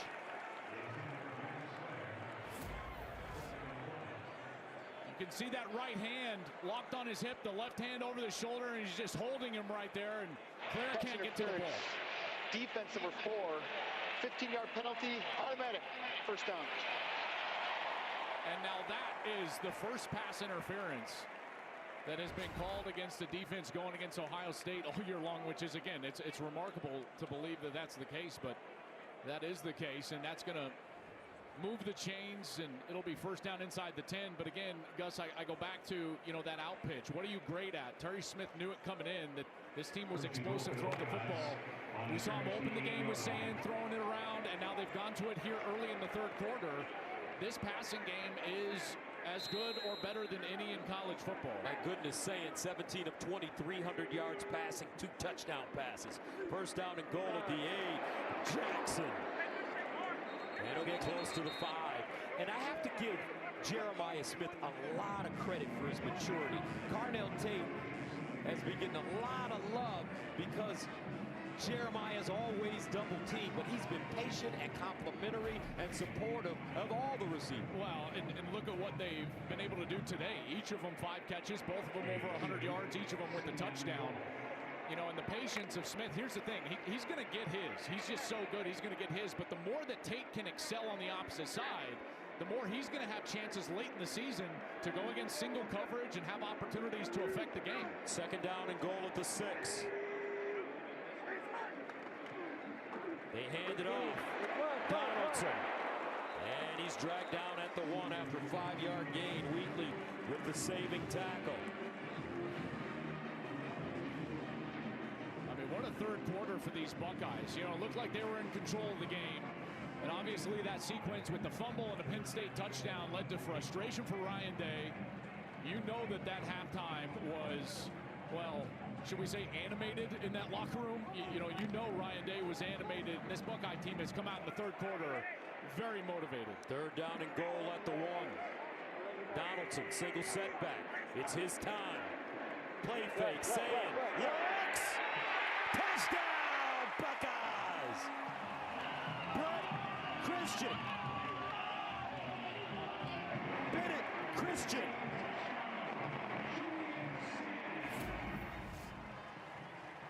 What a great design. You've got Christian going down, and then he's going to sneak out of the backfield. Good play fake right there from Sayin. And then he just lofts it to the corner, and there's Bennett Christian for the touchdown. What a day for Julian Sayin.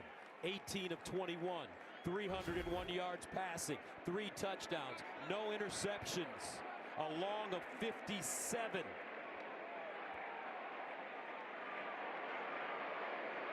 Fielding for the extra point. Got it. 31 years old. Man. Can't wait to see that one. And this one will be brought out of the end zone by Quentin Martin Jr. Ill-advised. And he'll be tackled as he crosses the 15. We have some. And I have mine, Joel. That's right. I got mine. That's right. Bruce is 60.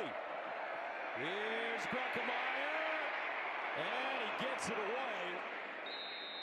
Now here's the deal with that Guinness Book of World Records record. Ohio State, they just can't win. They gotta just clobber you. They won by like 1,500 to 2,000 Party hats? party hats.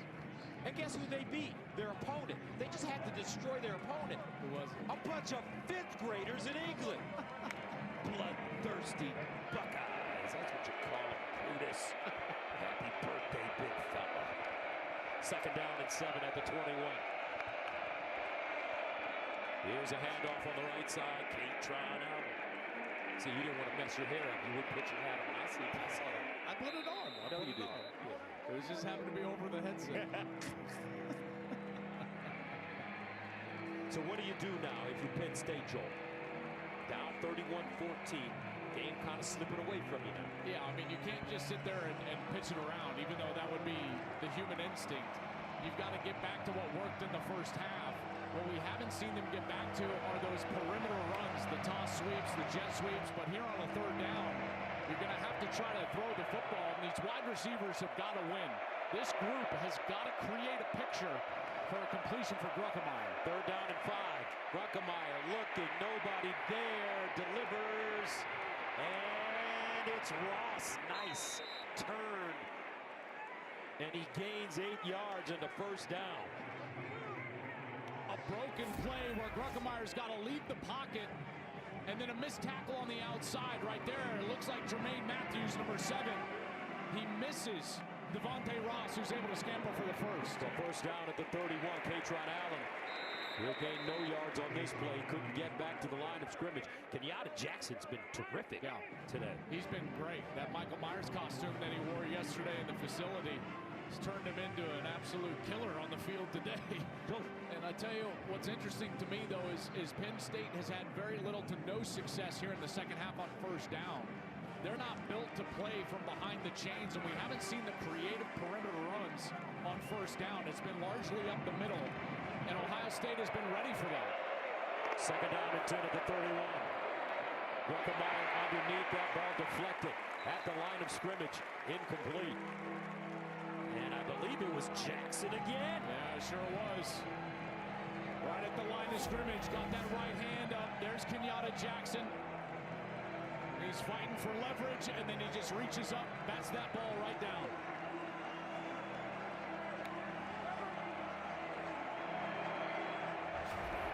Third down and long for Penn State at their own 31.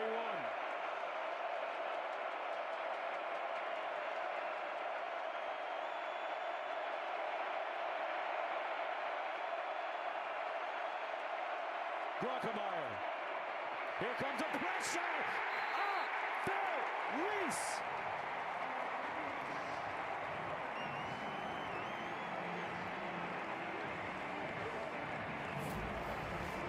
Tell you the explosiveness of Arvell Reese right here to get around the edge. And he just beats the tackle. Drew Shelton knocks his hands down, gets to the quarterback.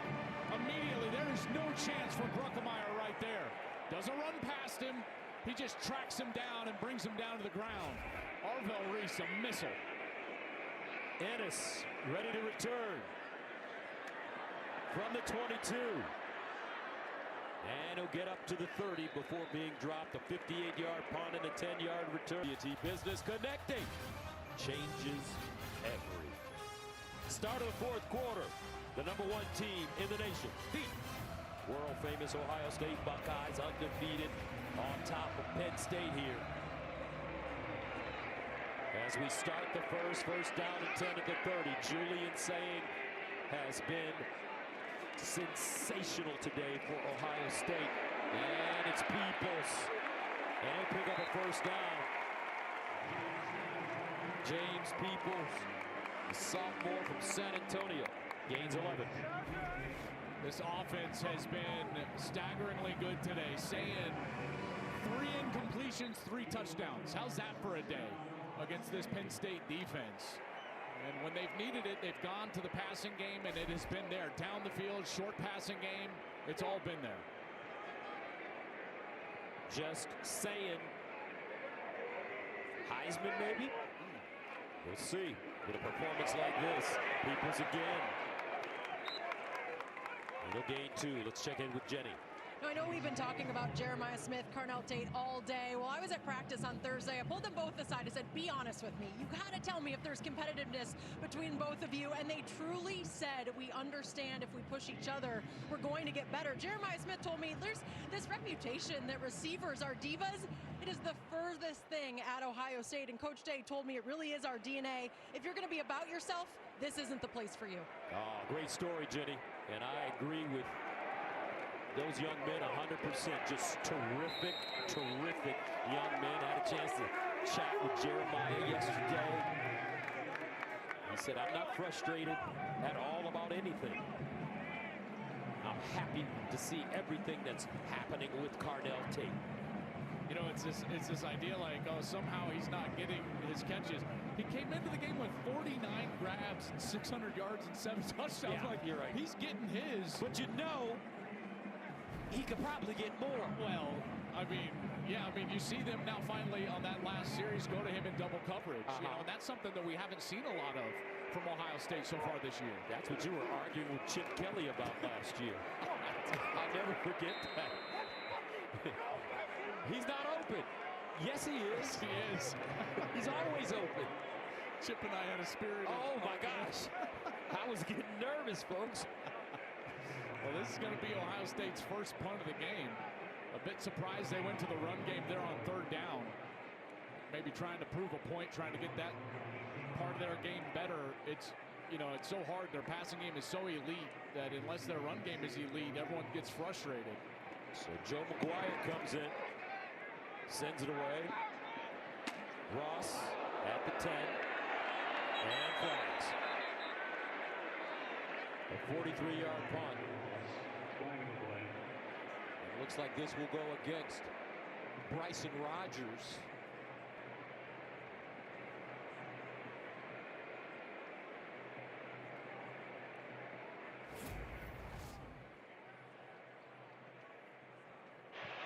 Fair catch interference. We're 13 of the kicking team. From the spot of the foul, 15-yard penalty, automatic first down, timeout in the field. All right, so coming up, Grunkemeyer and the Penn State offense. See if they can get big throws down the field. 57 yards each to Carnell Tate, then to Jeremiah Smith. Julian Sayin throwing the ball so well. Only 3 incompletions, 3 touchdowns. That one to Bennett Christian. as this offense has come to life. You know, I've made the argument that we haven't even seen, you know, the best of that offense. They haven't even turned it into fourth and fifth gear. I think we saw some of that fourth gear in the third quarter with that passing game down the field. First down and 10 at the 25. And Grunkemeyer to Singleton, who's ambushed before he gets back to the line of scrimmage. Arvell Reese, Sonny Styles. Look how fast Arvell Reese is. This is the athleticism that you get from Arvell Reese. So he's just right in the middle of the field. Here's your middle linebacker. And so he sees Singleton, and then he just closes it down, and there's nowhere to go. The recognition, obviously, eyes in the backfield. He sees number 10 slide out for the screen, and there he is. You know, very smart player, but then again, it's the athleticism and physicality that makes him such a good player. Fifth tackle for a loss for the Ohio State defense today. Grunkemeyer sprints out, delivers, and it's Ross. He gets upfield. Reese again with the tackle.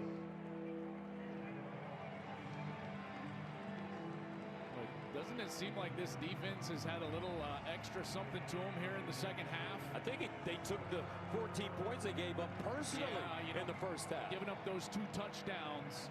You know, I'm sure guys like Caleb Downs, Matt Patricia in the locker room at halftime were saying, hey, that is not our standard.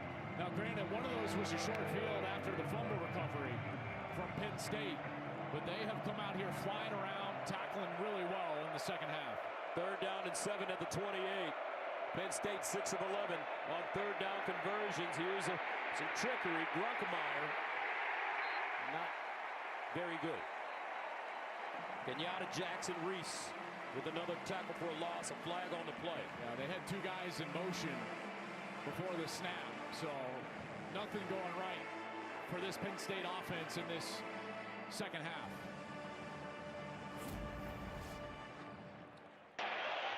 Illegal motion, offense number 16, went in motion from the line of scrimmage. That penalty's decline. Result of play, fourth down. So that'll make it fourth down and 21 as they lose 14.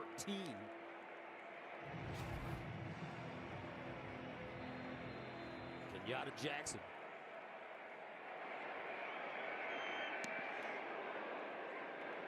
Ennis with the fair catch at the 37. 48-yard punt. The defense stepping up for Ohio State in the second half. 31-14. Ohio State now with the football, first down and 10 at their own 38.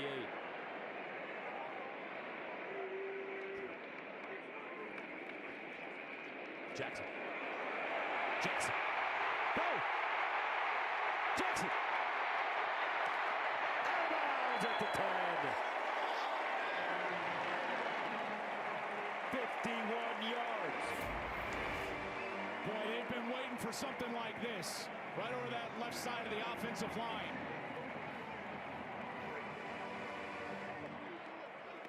The explosive run that has eluded them all season long, and finally here in the second half after that passing game had taken over.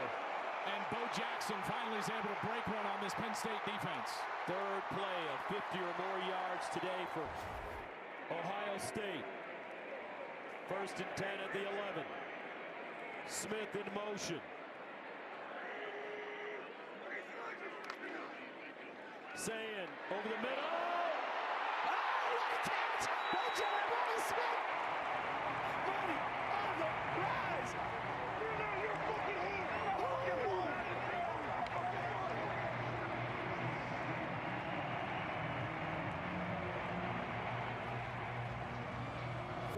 But Jeremiah Smith, what'd you say during halftime? I mean, during the break? That's the best player in America. That's the best player in America. That one right there. Right there. That dude, number 4. Let's go downstairs to the best sideline reporter in America, Jenny All right. Tab. Well, you know what, Gus? Everyone had to see a replay of that amazing catch from Jeremiah Smith. Everyone was gathered around the tablets watching it back. Well, Jeremiah Smith, he lived it. He didn't need to watch it back. Julian Sayin kept laughing, smiling over at his receiver. Then he simply got up, went over to him, and said, hey, nice catch. Just a walk in the park for Jeremiah Smith. Just something to do on a Saturday afternoon. This kid is great. Great young man. First down and 10 at the 25 for Penn State. Ruckemeyer lost it. And the Nittany Lions jump on it. Pressure being applied by Edric Houston. Long, quick, former defensive end who moved inside. Well, now after that snap, Penn State has run 17 plays in this second half for a total of, I believe it's going to be 1 yard after losing 6 there on that play. That's how good and dominant this defense has been after the halftime break. Second down and 16 at the 19-yard line. Ruckemeyer out wide. Penn, not a lot. We'll get back to the line of scrimmage. McDonald. But coming into this game, remember, Ohio State, the #1 scoring defense in the country, giving up 5.9 points per game. The #1 total defense in the country. #3 passing defense. #8 rushing defense. It's all about leverage out there. You see Sonny Styles. Did you see him stay outside? His outside arm stayed free. That's the leverage that you've got to play with if you're that support player, and it allows all that pursuit to come from the inside of the field. Third down at 15. Sideline throw, and it's a catch. Beautiful. Hudson, did he get his foot in bounds? Yes, he did. Yeah, that First was down, Nittany Lions. Beautiful throw and catch from Ruckemeyer out to the outside. And the timing here was perfect, and Kyron Hudson is able to extend and then just get that foot down before going out of bounds. It's by far the most successful snap of the day for Penn State. A lot of positives for this Penn State offense in this game. And they can build on these positive experiences. Wildcat quarterback in, that's Katron Allen, as they take on Indiana next week at home. Ouch. This Ohio State defense, you know, we're coming up, there's about 7.5 left. They've given up 14 points. You know, if they're able to hold Penn State under 17, you know, Matt Patricia will join a group of teams that are a remarkable group of teams. You're talking about 2011, 2012 Alabama, 2021 Georgia, 2023 Michigan. These teams all held their first 8 opponents under 17 points. All 4 of those teams ended up winning the national championship. Ruckemeyer over the middle. Oh, nice throw and catch. Wonderful job by Kobe Howard. His second catch of the season for 26. These are 2 great throws. First to Kyron Hudson on the left side, and then here Ruckemeyer gets some time and layers this ball just over Arvell Reese to the young Kobe Howard, the freshman that they really like. First down from the 34, and incomplete. And a flag coming up against Caleb Downs. And that's Dinkins. This may be targeting against Downs. Yeah, and I think it's going to be, because Dinkins is going to get defenseless player protection. So any contact forcibly to the head or neck area is going to be a targeting. Plus Downs, yeah, he goes upstairs with that shoulder, and I would be surprised if this is waved off. And now happening in the second half, it means that he would lose the first half as Ohio State goes to Purdue next week. Personal foul, unnecessary roughness with targeting. Defense, number 2, 15-yard penalty. The ruling of targeting is under further review.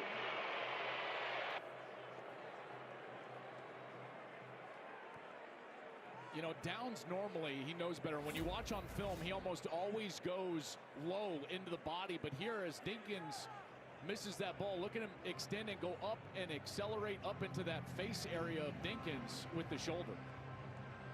Let's join Mike Pereira. Mike, your thoughts? Yeah, I certainly like it as a targeting. Now it's don't have to deal with the crown of the helmet here. He's a defenseless player. There's a launch, and there is contact to the head or neck area. But here's the key: even if they take targeting off, his announcement was personal foul with targeting. So the personal foul would stay on. So that's something to remember when they make their decision here. Mike, what do you think about the targeting? Do you think it will stay? To me, I mean, I look at this and say this is why they put the rule in. I mean, there is the launch, and that's the one thing. So you have the indicator. And then is it contact with the shoulder to the head neck area? Very close. You know, could they say it was upper chest? Possibly. Just depends how they're looking at it. But me personally, because of the launch, I would even want to put it in that category that I would like it to stay. But we have seen them doing a kind of taking a different approach. They're being really technical and saying you have to have all elements After to it. review, there was no foul for targeting. However, there was a personal foul, unnecessary roughness. Defense number 2, half the distance to go, automatic. First down. Thank you, Mike. Great. You got it. And obviously they looked at it that way. Yeah, it's a great description. That's the way they looked at this and saying that, yeah.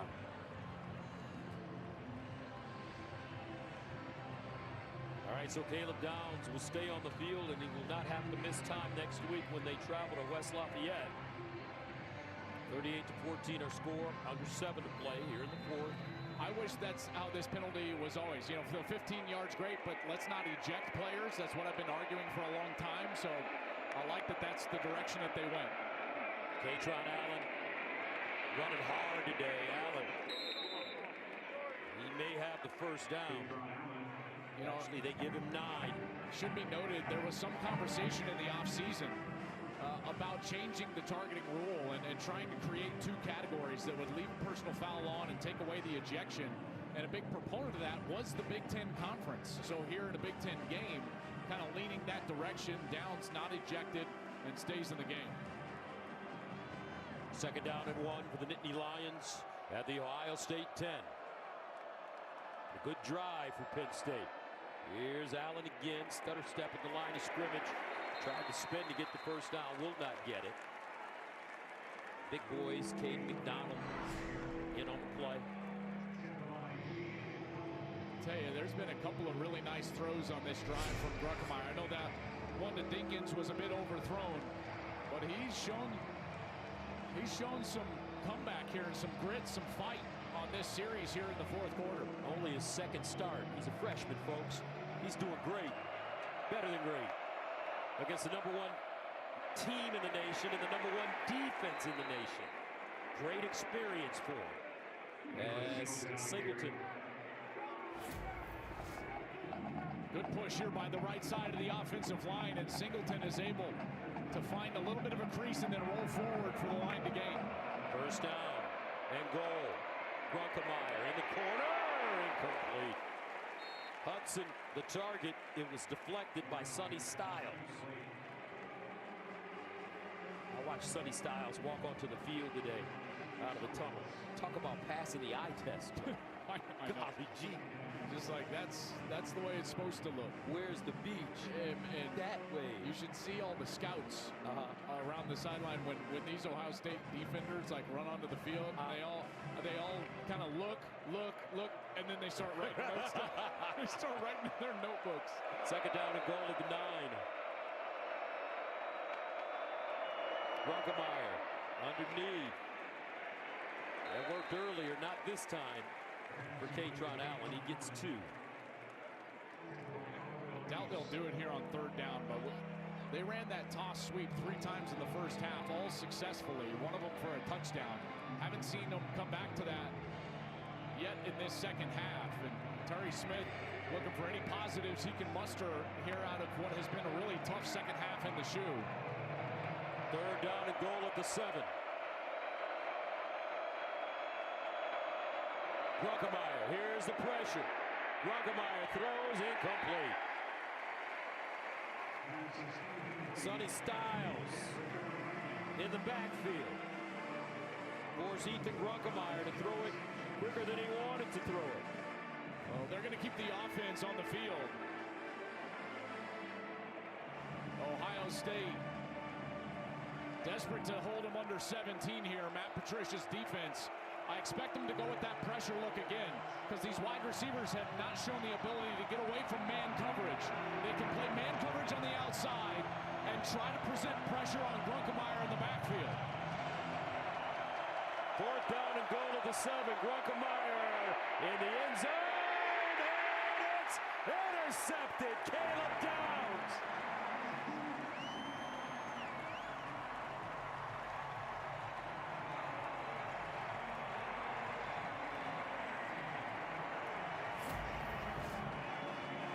Downs was laid over there in coverage. Watch as they're trying to get lined up, Ohio State. They did go with that man coverage. They're trying to send a pressure, and then Downs is just man-to-man, and they're trying to hit that slot.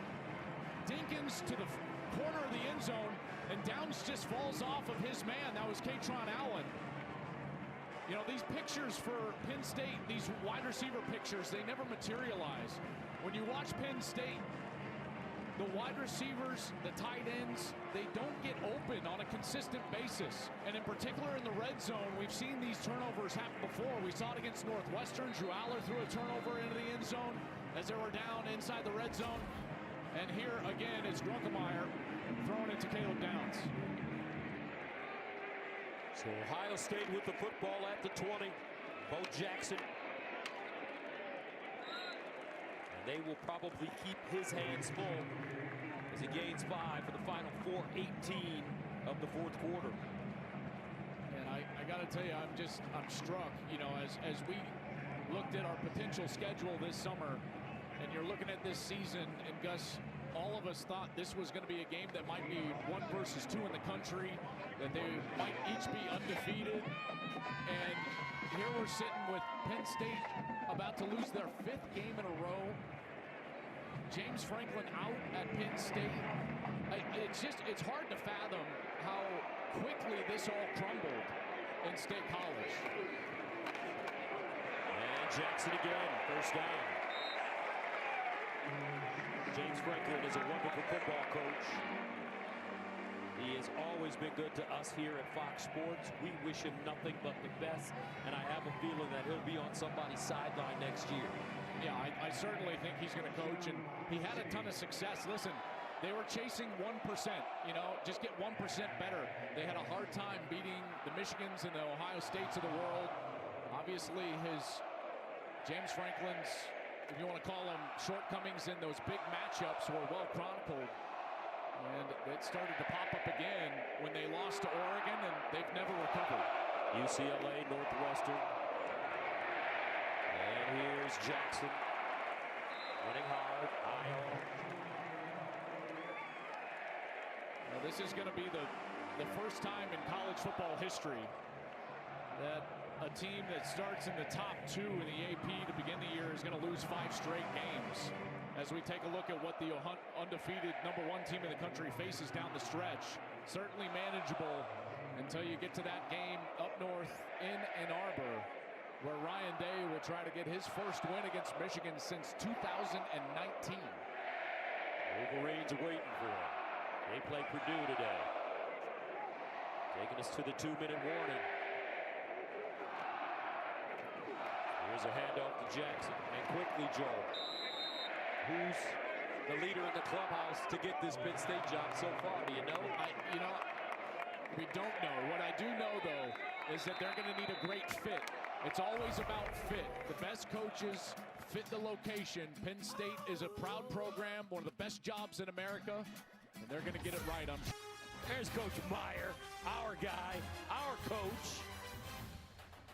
3-time national champion, 7-0 against the team up north. That's Shelly's wife, athletic director from New York, with Coach Meyer.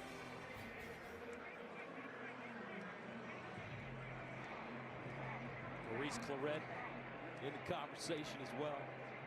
Outstanding. 2nd down and 7 for the Buckeyes out of the offset eye.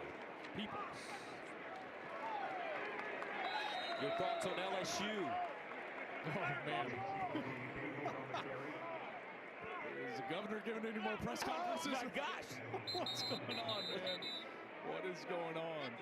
I tell you what, I will say this about all the openings. Florida obviously open, and a few others. You know, I think when you look at LSU, Penn State, and Florida, those are probably 3 of the top 10, 11 jobs in all of college football. And I can't remember, you know, a cycle that had that many big jobs, really marquee jobs. And what's interesting is you're starting to see around the country these guys that like their location and like where they're at take their names out of the ring. Dan Lanning emphatically saying, no, I'm staying at Oregon. Curt Cignetti got the extension at Indiana. Matt Rule just got an extension at Nebraska, which is starting to limit, you know, the coaching search for all of these teams. I think Brian Kelly will coach again. Where that is, not sure. James Franklin will certainly coach again. A name that keeps coming up is obviously Lane Kiffin. He hasn't done the extension at Ole Miss. That's going to be one to watch. Alex Golish at South Florida is a name that a lot of people have brought up. I think he's done a fabulous job there with the Bulls. Clark Lee at Vanderbilt, although Texas is getting after Vandy today in DKR. And, you know, a name I'll just throw out, and Buckeye fans, you can throw your remote at your TV, but Brian Hartline is going to be mentioned, you know, for some of these openings, and rightly so. I think Coach Kelly will be a great fit at Penn State. You talked about fit. There's Brian Hartline, head coach in waiting. He's got to pick the right spot. Oklahoma State also open. UCLA. It's been crazy, Joel. Wow. I mean, there's been $167 million in buyout money, you know, spent by these programs around the country. That's a wild, staggering amount. Pat Fitzgerald is available as well. Another tremendous coach. And a first down for the Bucks. 58 seconds to go. Terry Smith doing a solid job, doing what he can do. As we take a look at the upcoming schedule for the Nittany Lions. Doesn't get any easier, as they've got Indiana in State College next week. Indiana, boy, we saw them last week. How impressive is Indiana? Ooh, that's a good football team. Michigan State, Nebraska, and Rutgers. And a season that, you know, for the Penn State faithful, they're going to want to forget. Obviously, with all the expectations and the hype surrounding some of these guys coming back, not going to the NFL, thought that they were going to recreate what Michigan was able to do in 2023, Ohio State in 2024, but it just hasn't materialized. Julian Sayin, big day. 3 incompletions, 4 touchdowns. How about that? I'd say that's a good day. 15 touchdown passes, no interceptions over his last 5 games. Coach Day, Coach Smith, Ryan Day, and his Buckeyes do it again. And Gus, maybe for the first time this year, we saw this Ohio State team kind of tested, maybe punched in the mouth a couple of times, and boy, did they come swinging right back out. Stuck that thing in 4th gear, and that was just an impressive, dominant second half from the #1 team in the country. 5th gear could be scary. Let's go downstairs to Jenny. Well, Coach, there was an urgency I could sense from you starting that second half, and really then there was no looking back. How pleased are you with the finish from your group? Yeah, like you said, going into halftime, those last 5 minutes were not really good. There was a bad taste in everybody's mouth at halftime. We talk about, you know, when you come into halftime, you're winning, losing, or tied, and then we got to move on. And so we were up by 3 going in. We had to come down and, you know, get a quick score there to start the second half. We did that. Then we started playing complimentary football, and I thought the energy was great in the second half. It's hard to talk anything negative about your receivers, right? Obviously, Carnell Tate, Jeremiah Smith, 120 yards each today, and you celebrated that Jeremiah Smith catch in the 4th quarter. How impressed are you? Wow, that was just one heck of a catch. It wasn't exactly how we drew it up, but you know, Julian played his tail off, threw a couple big-time deep balls in the second half, and both Carnell and Jeremiah, you know, got behind them and made some big-time plays. And you know, I think when we have balanced football like that, that's when we're at our best, and still got a lot of football ahead of us. Thank you, Coach. All right, thank you.